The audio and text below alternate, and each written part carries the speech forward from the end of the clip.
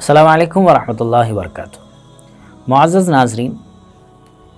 اسلامی تعلیمات کے اندر معاملات ایک اہم حصہ ہے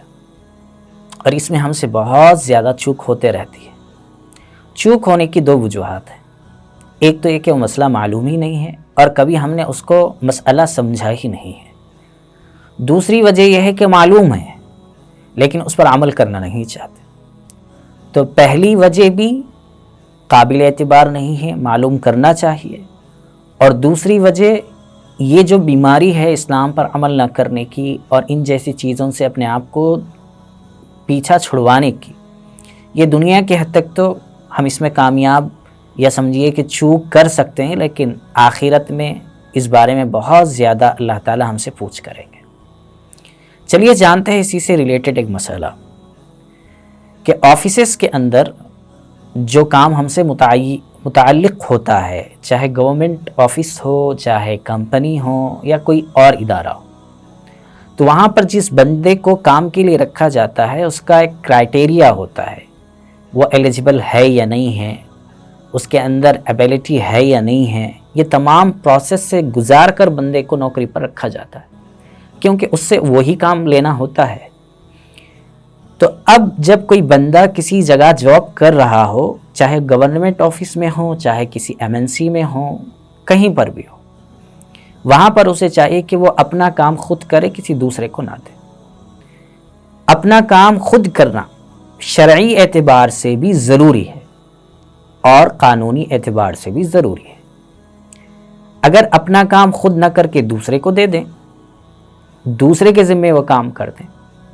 تو ایسی صورت میں اس کی اجازت بالکل نہیں ہے۔ تو پہلی بات ہمیں یاد رکھنی چاہیے کہ جہاں پر بھی ہم کام کر رہے ہوں، ہمارے ذمے جو کام دیا گیا ہو وہ کام ہمیں ہی کرنا چاہیے۔ کبھی کبھی ایسا ہو جاتا ہے کہ طبیعت ہماری خراب ہو جاتی ہے یا بیمار ہو جاتے ہیں، تو اس صورت میں بہت سارے احباب یہ سوچتے ہیں کہ میری جگہ پر میں کسی دوسرے کو بھیجا دوں، دوسرے کو بھیجنے کے بعد میں وہ جاب کرتا رہے، وہ کام کرتا رہے 1 مہینہ، 1.5 مہینہ، 2 مہینہ، اور اس کے بعد جو تنخواہ آئے گی وہ ہم دونوں آپس میں تقسیم کر لیں گے، یعنی میں کچھ پرسنٹیج رکھ لوں گا، اس کو کچھ پرسنٹیج دوں گا، یہ طے ہوتا ہے۔ تو اسلامک اعتبار سے پہلی صورت تو یہ ہے، جس بندے کو کام پہ رکھا جا رہا ہے، 1 دن کے لیے ہو یا 1 مہینے کے لیے، اگر وہ اس کے لیے ایلیجیبل نہیں ہے یا اس کے اندر اس کی ایبیلٹی نہیں ہے،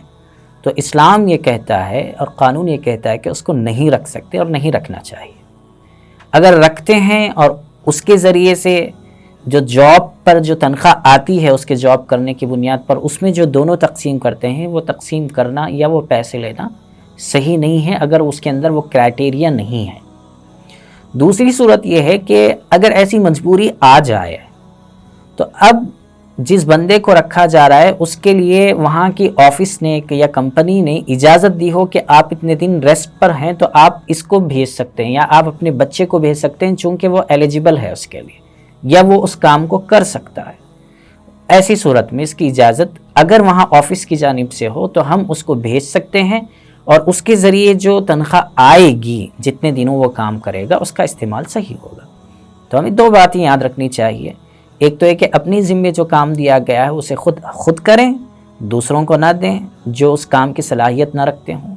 اور دوسری بات یہ ہے کہ کبھی ایسی ضرورت پڑ جائے تو جس جگہ ہم بھیج رہے ہیں وہاں کے ذمہ داروں کی طرف سے اجازت ہو تو بھیجیں، اور اگر اجازت نہ ہو تو غیر ضروری وہاں پر بھیج کر جس کی صلاحیت بندے کے اندر ہے ہی نہیں اس کو کام پر بھیج کر وہ تنخواہ لینا صحیح نہیں ہوگا۔ اللہ تعالیٰ سے دعا ہے کہ ہمیں کہنے اور سننے سے زیادہ عمل کی توفیق عطا فرمائے۔